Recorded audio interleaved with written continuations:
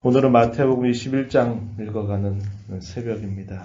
마태복음 21장에서부터는 예수님의 순환에 관한 기록, 예수님의 순환, 죽으심, 부활과 관계된 말씀들이 이제 쭉 주어지게 됩니다.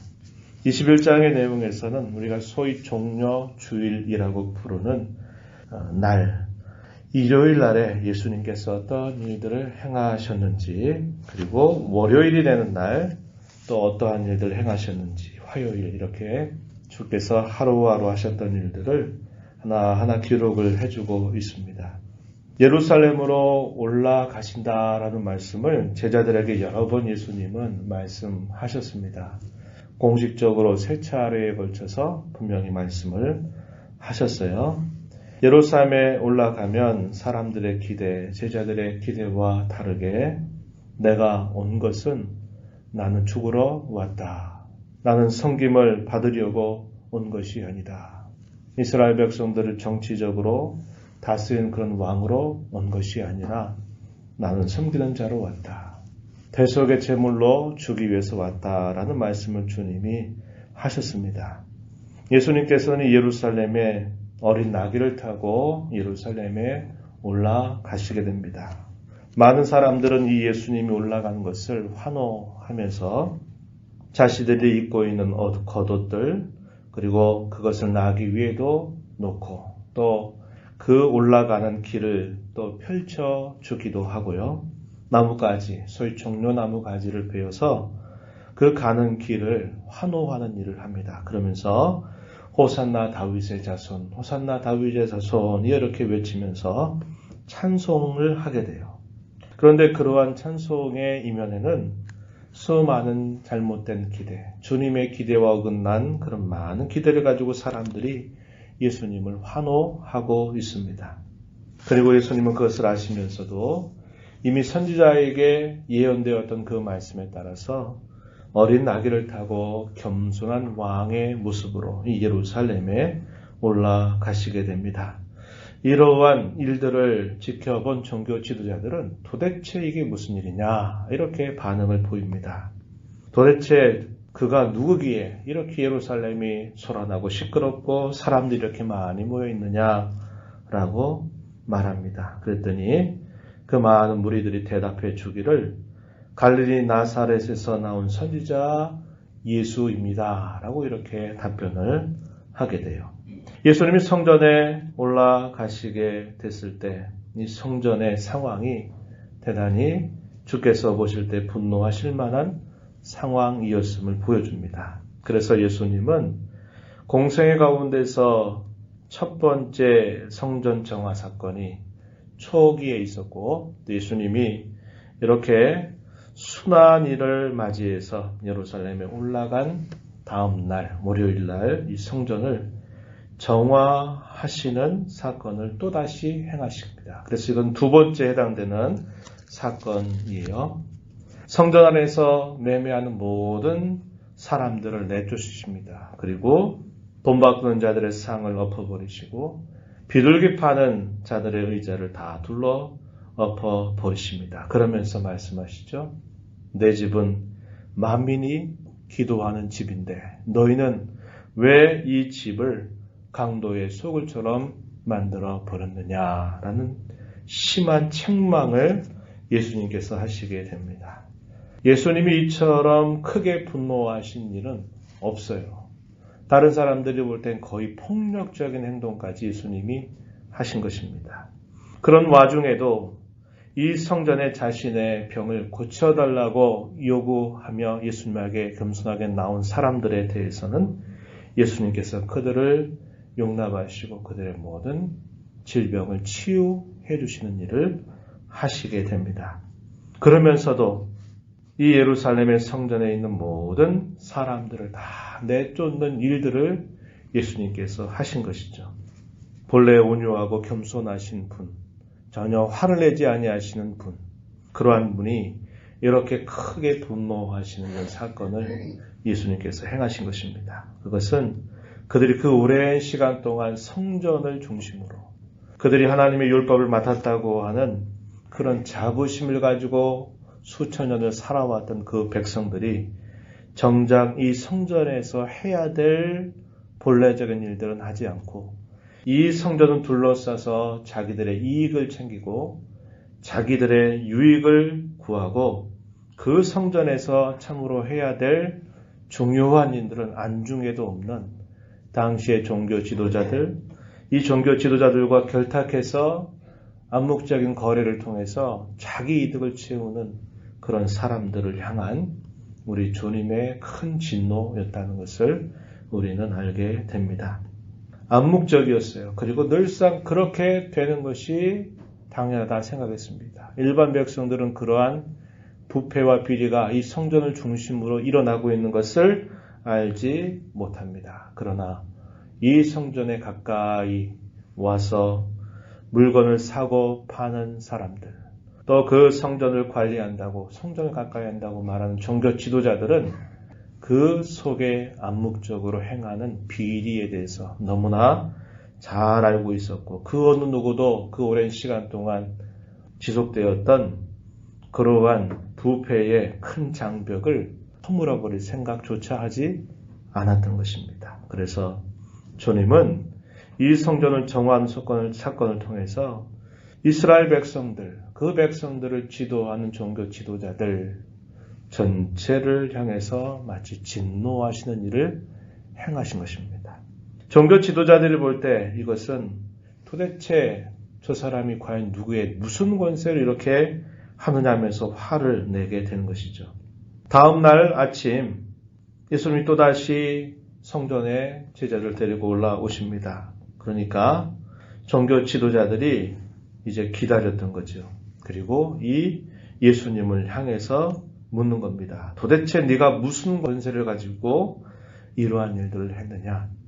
누가 너에게 이렇게 하라고 하는 권세를 주기나 했느냐라고 말하면서 예수님을 책망하는 겁니다. 예수님께서 물으세요. 네가 권세를 물으니까 내가 하나 질문을 던지겠다. 요한의 세례, 그것이 어디로부터 왔는지를 내가 말한다면 나도 무슨 권세로 이런 일을 하는지, 누가 이 권세를 주었는지 분명하게 대답하겠다. 이렇게 이야기하십니다.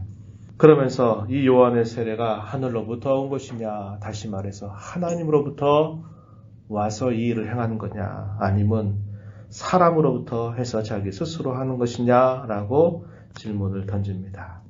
서로 의논합니다. 만약에 하늘로부터 온 것이다, 하나님께서 그렇게 하라고 해서 주신 것이다 라고 말하면 왜 그 요한의 세례를 멸시하고 무시하고 했느냐라는 책망을 받을 것이요, 사람에게서 했다라고 말할 때는 당시의 온 백성들이 세례자 요한이 베푸는 세례는 이것은 분명히 하나님께서 하신 일이다라고 믿는 그 백성들이 볼 때에는 그 백성들의 분명한 원성을 살 수밖에 없게 된다는 것을 알아차립니다. 그리고서는 모르겠다 이렇게 대답을 하죠.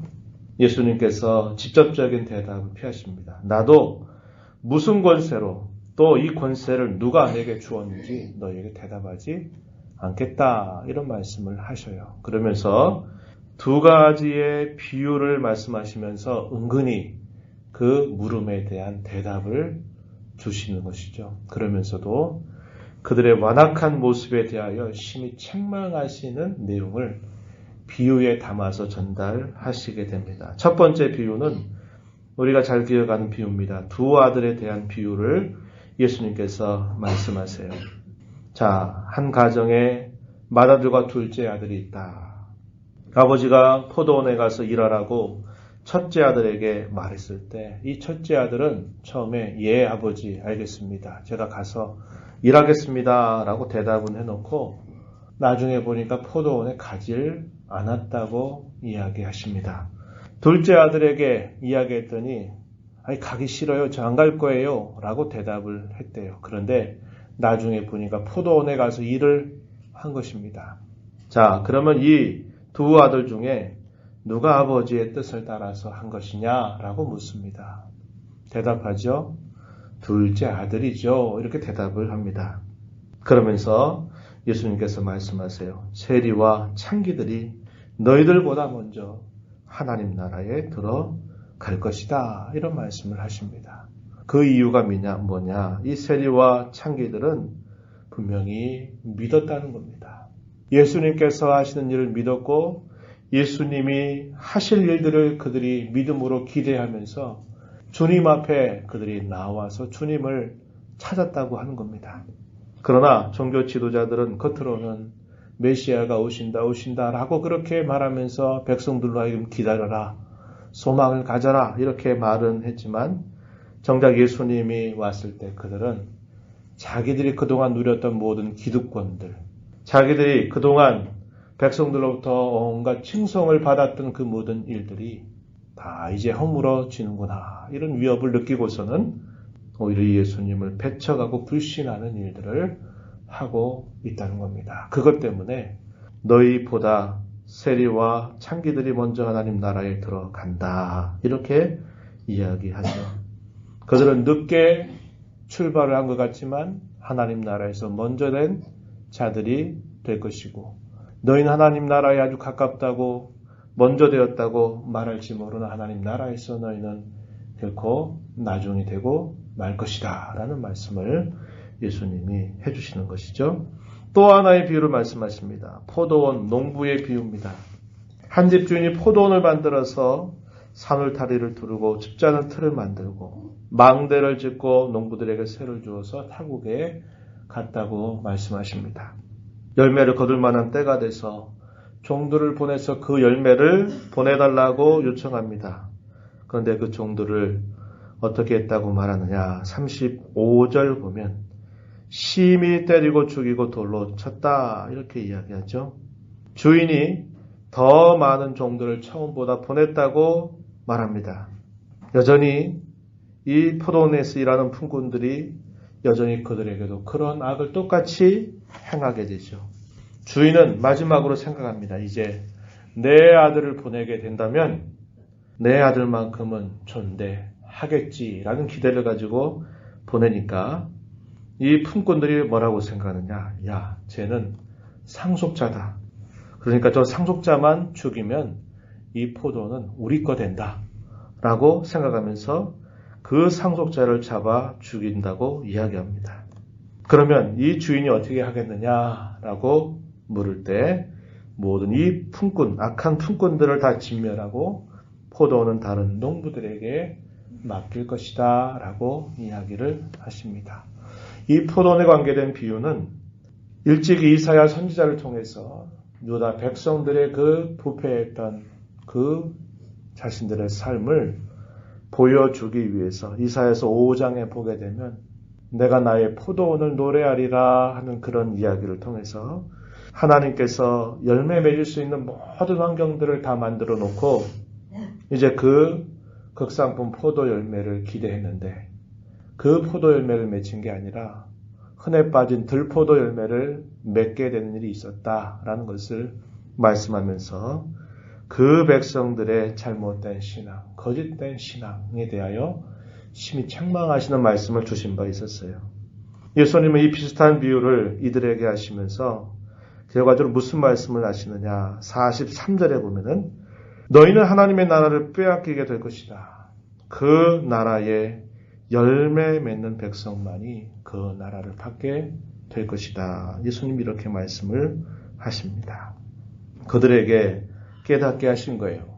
주님이 왜 성전을 정화하실 수 있었는지, 왜 하셔야만 됐는지, 무슨 권세로 이렇게 하셨는가를 주님은 이 비유를 통해서 넌지시 답변을 주시면서 그들의 죄악과 잘못된 신앙에서 돌이킬 것을 심히 책망하시게 된 겁니다. 이들의 반응은 듣고 회개하고 돌이킨 게 아니라 어떻게 합니까? 자기들을 가리켜서 하신 말씀인 줄 깨달았는데 예수를 잡아서 죽이려고 한 겁니다. 그러나 백성들이 다 지켜보고 있기에 주저한다고 복음서는 기록해 주고 있어요. 이 이야기를 통해서 강조하고 있는 것이 뭐냐? 형식적인 신앙, 제도적인 신앙, 그런 것에 머물러 있는 것 합당하지 않다라는 것을 우리에게 보여줍니다. 오직 열매 맺는 사람, 무화과 나무의 비유에 관한 이야기도 언급이 되어 있는데요. 열매 맺는 신앙이 참으로 중요하다는 것을 우리가 배우게 되는 겁니다. 우리가 새해를 시작하면서 다시 한번 하나님 나라에 살고 주의 몸된 교회에 속해 살면서 하나님 이 한해는 열매 잘 맺어가는 저 자신 또 우리 교회가 되게 해달라고 간절하게 기도하면서 우리의 신앙의 참 본질에 집중하는 그런 한 해가 되게 해주십시오. 이렇게 함께 기도하며 전진하게 되기를 기대합니다. 로마서 14장 17절에 우리가 여러 차례 살피는 것처럼 하나님의 나라는 성령 안에서 의와 희락과 화평이다 라는 말씀을 해주십니다. 이러한 선한 열매를 잘 맺어서 우리를 사랑하시는 주님께 기쁨을 드리는 저와 여러분의 삶이 되기를 축복합니다. 하나님 아버지, 이 새벽 시간에도 생명과 호흡을 저에게 주셔서 주님을 힘입어서 또 이렇게 찬송을 드리며 말씀의 귀를 기울이며 기도하며 이 하루를 다시 살게 하여 주심을 감사드립니다.